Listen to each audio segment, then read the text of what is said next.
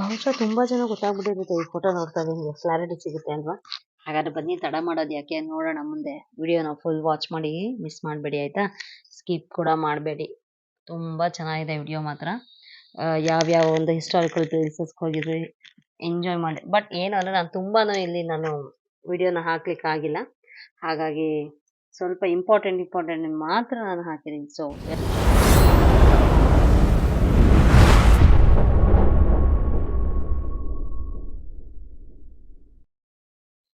ದಿನ ಒಂದು ಸೂರ್ಯದೇವ ತನ್ನ ಸೂರ್ಯಕಿರಣಗಳು ಉದಯಿಸ್ತಾ ಮಕ್ಕಳನ್ನ, ಶಾಲಾ ಶಿಕ್ಷಕರನ್ನ ಎಲ್ಲರನ್ನು ಬರಮಾಡ್ಕೋತಾ ಇದ್ದಾರೆ.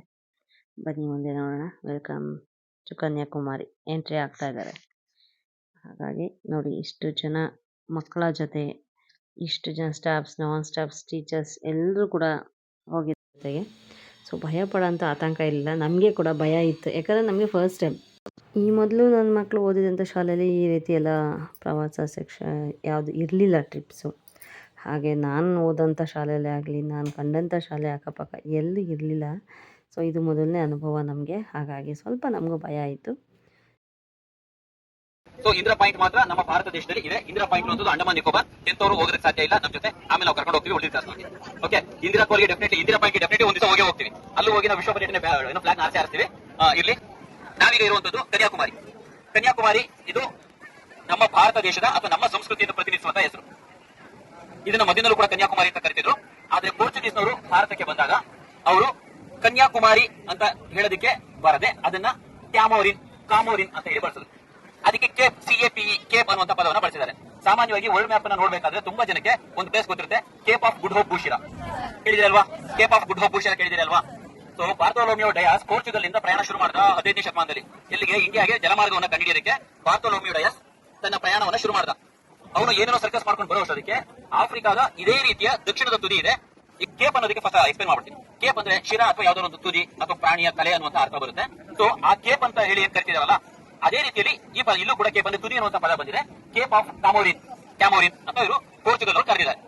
ಅದು ಕೇಪ್ ಆಫ್ ಗುಡ್ ಹೋಪ್ ಬೂಶಿರಾ. ಅದಕ್ಕೆ ಒಬ್ಬ ಅತ್ಯಂತ ಸುಂದರವಾಗಿ ಹೇಳ್ತಾನೆ, ಇಡೀ ಪ್ರಪಂಚದಲ್ಲಿ ಯಾವ್ದಾದ್ರು ಒಂದು ಸೂಪರ್ ಆಗಿರುವಂತಹ ಹೆಸರು ಅಂತ ಹೇಳಿದ್ರೆ, ಒಂದು ಪ್ರದೇಶಕ್ಕಿರುವಂತಹ ಹೆಸರು ಅಂತ ಹೇಳಿದ್ರೆ ಕೇಪ್ ಆಫ್ ಗುಡ್ ಹೋಪ್ ಬೂಶಿರಾ.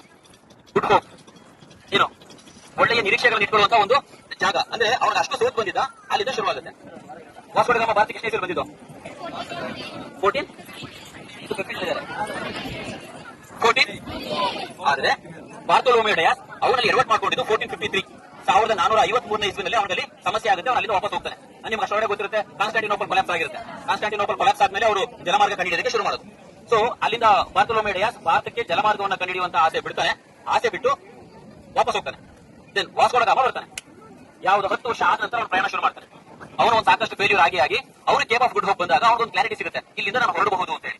ಅಲ್ಲಿಂದ ಭಾರತಕ್ಕೆ ಅವನು ಬರ್ತಾನೆ. ಸೊ ವಾಸ್ಕೋ ಡಿ ಗಾಮ ಬಂದಿದ್ದು ಏನು ಕನ್ಯಾಕುಮಾರಿಗಲ್ಲ, ಕಲಿಕೋಟೆಗೆ, ಕೋಜಿಕೋಡ್ ಅಂತ ನಾವೇನ್ ಕರಿತೀವಿ, ಕೇರಳದ ಕಲಿಕೋಟೆಗೆ ಬರ್ತಾನೆ. ಸೊ ಇಲ್ಲಿ ಏನಕ್ಕೆ ಕೇಪ್ ಅನ್ನುವಂತ ಪದ ಬಂತು? ಹೆಮ್ಮೆ ಪಡೋವಂಥ ವಿಷಯ ಏನು ಅಂದರೆ, ತುಂಬ ಖುಷಿ ಆಗುತ್ತೆ ರೀ ಮಕ್ಕಳಿಗೆ. ಆ್ಯಸ್ ಅ ಥಿಯರಿ, ಬರೀ ಥಿಯರಿ ಅಲ್ಲ, ಪ್ರಾಕ್ಟಿಕಲ್ ಮೂಲಕ ಕೂಡ ಈ ಒಂದು ಶೈಕ್ಷಣಿಕ ಅಂದರೆ ಶಿಕ್ಷಣವನ್ನು ನೀಡ್ತಾ ಇದ್ದಾರಲ್ಲ, ತುಂಬ ಖುಷಿಯಾಗುತ್ತೆ. ಸೊ ನಾನು ಕಂಡಂಗೆ ಯಾರೂ ಇಷ್ಟೊಂದು ರಿಸ್ಕ್ ತಗೊಂಡು ಮಕ್ಕಳನ್ನ ಕರ್ಕೊಂಡು ಎಲ್ಲೂ ಹೋಗಲ್ಲ. ಹಾಗಾಗಿ ಫಸ್ಟ್ ಎಕ್ಸ್ಪೀರಿಯನ್ಸ್.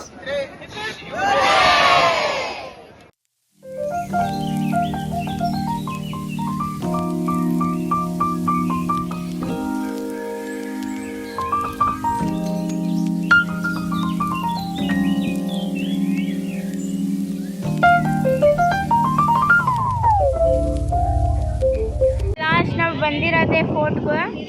ಸೊ ಇಲ್ಲಿ ತ್ರಿವೇಣಿ ಸಂಗಮ ಅಂತ ಕರೀತಾರೆ, because Indian ocean, bay of Bengal ಮತ್ತು ಅರೇಬಿಯನ್ ಸಿ ಸೇರುವಂತಹ ಒಂದು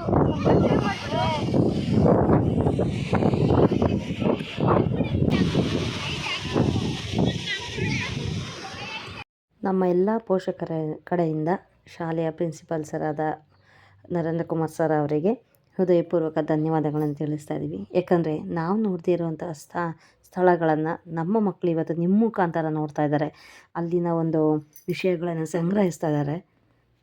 ನಾನು ಈ ಮುಂಚೆ ಹೇಳಿದಂತೆ ಪ್ರಾಕ್ಟಿಕಲ್ ಪ್ಲಸ್ ಥಿಯರಿ ಅಂದರೆ, ನಾವು ಓದಿದಂಥ ಶಾಲೆಗಳಲ್ಲಿ ಇವಾಗಲೂ ಕೂಡ ಬರೀ ಕಂಪ್ಯೂಟರಲ್ಲಿ ಮಾತ್ರ ಪ್ರಾಕ್ಟಿಕಲ್ ಥಿಯರಿ ಇರುತ್ತೆ.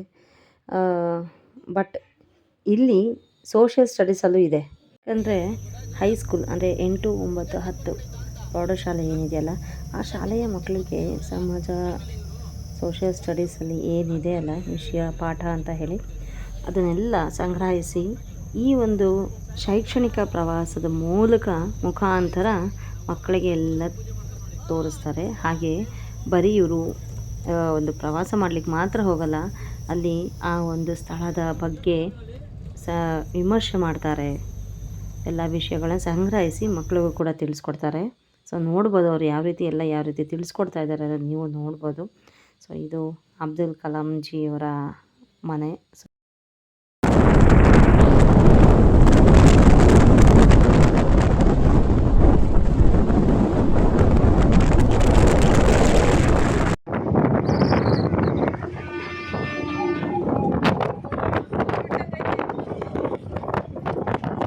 ಎಷ್ಟು ಸ್ಲೋ ಹೋಗೋದು ಗೊತ್ತಾ ಈ ಬ್ರಿಡ್ಜ್ ಮೇಲೆ ಅದು.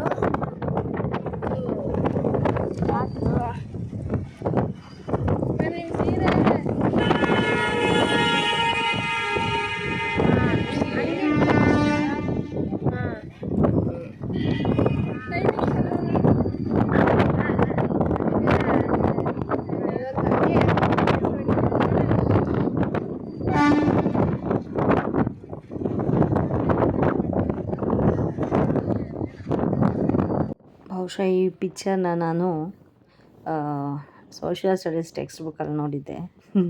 ಈ ಎಲ್ಲ ಕೂಡ ನಿಜ ನಾನು ನೋಡಿರಲಿಲ್ಲ, ಬಟ್ ನನ್ನ ಮಗಳು ನೋಡಿದ್ದಾಳೆ, ತುಂಬ ಖುಷಿ ಇದೆ. ಸೊ ಬರೀ ನಾವು ನೋಡೋದಲ್ಲದೆ ನೀವು ನೋಡಲಿ ಅಂತ ಹೇಳಿ ನಾನು ಪರ್ಟಿಕ್ಯುಲರಾಗಿ ಇದು ವಿಡಿಯೋ ಮಾಡಿಸಿ ನಾನು ವಿಡಿಯೋನ ಹಾಕಿರೋದು ಇವಾಗ. ಬಿಕಾಸ್ ಎಲ್ಲರೂ ನಾವು ಅಲ್ಲಿ ಹೋಗಬೇಕು ಅಂದರೆ ಅಷ್ಟು ಅನುಕೂಲ ಎಲ್ರಿಗೂ ಇರಲ್ಲ. ಹಾಗಾಗಿ ನೋಡ್ಬೋದು, ನೋಡಿ ತುಂಬ ಚೆನ್ನಾಗಿ ಬಂದಿದೆ ವಿಡಿಯೋ. ಸೊ ಬನ್ನಿ ಹಾಗೆ ಮುಂದೆ ನೋಡೋಣ. ಹಾಗೆ ಮಕ್ಕಳು ಕೂಡ ತುಂಬ ಒಳ್ಳೆ ಸಪೋರ್ಟಿಂಗ್ ಇದೆ ಟೀಚರ್ಸ್ ಕಡೆಯಿಂದ. ಟೀಚರ್ಸ್ ಆ್ಯಂಡ್ ಸ್ಟೂಡೆಂಟ್ಸ್ ಬಾಂಡಿಂಗ್ ತುಂಬ ಚೆನ್ನಾಗಿದೆ. ತುಂಬ ಖುಷಿ ಆಗುತ್ತೆ. ಹೆಲ್ಪಿಂಗ್ ನೇಚರ್ ಆಗಲಿ, ಸಪೋರ್ಟಿವ್ ಆಗಲಿ, ಏನೇ ಒಂದು ಡೌಟ್ಸ್ ಇದ್ರೂ ಕೂಡ ಅದನ್ನ ಕ್ಲಾರಿಟಿ ಮಾಡುವ ರೀತಿಲೇ ಆಗಲಿ ತುಂಬ ಖುಷಿ ಆಗುತ್ತೆ ರೀ. ನೀವೇ ನೋಡ್ಬೋದು ಬಹುಶಃ ಅವ್ರ ಬಾಂಡಿಂಗ್ ಹೇಗಿರುತ್ತೆ ಅಂದರೆ ಆ್ಯಸ್ ಅ ಫ್ರೆಂಡ್ಲಿಯಾಗಿ ತುಂಬ ಚೆನ್ನಾಗಿರ್ತಾರೆ. ಎಲ್ಲದರಲ್ಲೂ ತುಂಬ ಮುತುವರ್ಜಿ ವಹಿಸ್ತಾರೆ. ಅದು ಖುಷಿ ವಿಚಾರ. ಎಲ್ಲ ಮುಗೀತು. ಸೊ ಮಗಳು ಕೂಡ ಮನೆಗೆ ರಿಟರ್ನ್ ಆಗಿದ್ದಾರೆ. ನೋಡಿ ನಮ್ಮ ಲಕ್ಕಿ ಅವ್ರು ಇಲ್ದಿದ್ದಕ್ಕೆ 4 ದಿನ ರೀ ಸಪ್ಪಗೆ ಸೈಲೆಂಟಾಗಿ ಇದ್ಬಿಟ್ಲು. ಇಲ್ಲ ಅಂತ ಹೇಳಿ ಬಂದಮೇಲೆ ನೋಡಿ ಯಾವ ಥರ ಇದೆ ಅವ್ರ ರಿಯಾಕ್ಷನ್, ಎಲ್ಲೋಗಿದೆ ಏನು. ನಿಜ ತುಂಬ ಖುಷಿ ಆಗುತ್ತೆ. ಯಾರು ಮನುಷ್ಯರು ಆದವ್ರು ಯಾರು ಇಷ್ಟು ಇದು ಮಾಡಲ್ಲ, ಬಟ್ ಅದು ಮೂಗು ಪ್ರಾಣಿ ನೋಡಿ ಎಷ್ಟು ಹಚ್ಕೊಂಡಿದೆ ಅಂತ.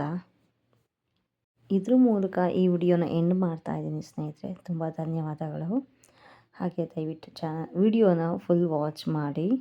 ನನ್ನ ಚಾನಲ್ ಯಾರು ಸಬ್ಸ್ಕ್ರೈಬ್ ಮಾಡಿಲ್ಲ ಸಬ್ಸ್ಕ್ರೈಬ್ ಮಾಡಿ, ಲೈಕ್ ಕೊಡಿ, ಕಮೆಂಟ್ಸ್ ಮಾಡೋದನ್ನು ದಯವಿಟ್ಟು ಮರಿಬೇಡಿ. ಯಾಕಂದರೆ ನೀವು ಕಮೆಂಟ್ಸ್ ಮಾಡಿದ್ರೆ ನಾವು ನೆಕ್ಸ್ಟ್ ವಿಡಿಯೋ ಮಾಡಲಿಕ್ಕೆ ನಮಗೊಂಥರ ಇನ್ಸ್ಪಿರೇಷನ್ ಆಗುತ್ತೆ, ಎಂಕರೇಜ್ಮೆಂಟ್ ಇರುತ್ತೆ. ದಯವಿಟ್ಟು ಕಮೆಂಟ್ಸ್ ಮಾಡಿ ಅಂತ ನಾನು ಹೇಳ್ತಾ ಇದ್ದೀನಿ. ಹಾಗೆ ಇನ್ನೂ ಹೆಚ್ಚು ವಿಡಿಯೋಗಳ್ನ ನೋಡ್ತಾ ಇರಿ.